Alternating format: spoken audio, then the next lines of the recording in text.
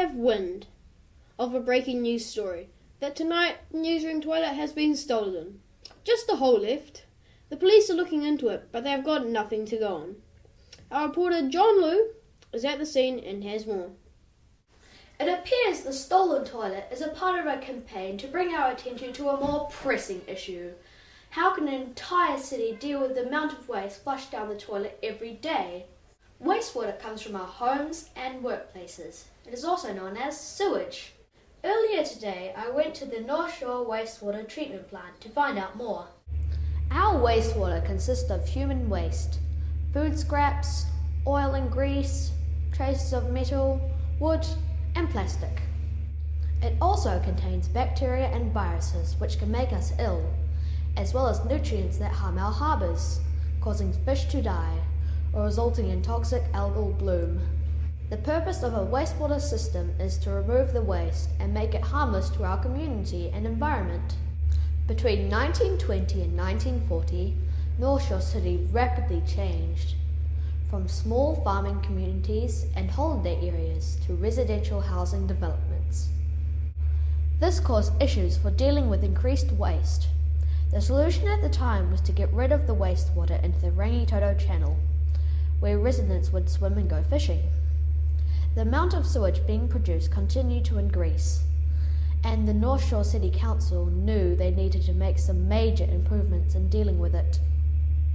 In recent times, the council proposed a 5-stage upgrade to cope with the population growth, reducing odours, refining filtration systems, and overall improving the treatment of wastewater in an environmentally friendly way. Waste treatment expert Martin Ross tells us more. So recently the tunnel and outfall was completed, which now takes our treated wastewater, or our final effluent, further out to sea, approximately 2.1 kilometres offshore, and at that stage the final effluent meets bathing water standards. A combination of turbines pumping oxygen into the sewage and biological reactors separate the water and other organic waste.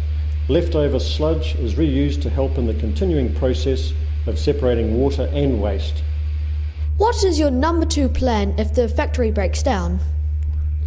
Well, it depends on what breaks down, but we have maintenance crews that can work round the clock that we can bring in to get back up and running again, and we have a lot of bypasses around the plant so we can still maintain full efficiency in treatment.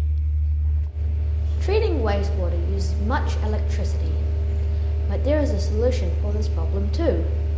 The plant also utilises biogas generators to produce up to 80% of the site power demand, which significantly reduces our power bill, and it's also a good beneficial reuse of the biogas.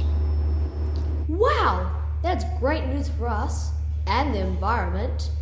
I'm John Liu, your number 1 and number 2 reporter. Back to you at the studio. Thanks, John. You've flushed out another great story. And that brings us to the end of another brilliant Kid Witness News Bulletin. Until next time, good night.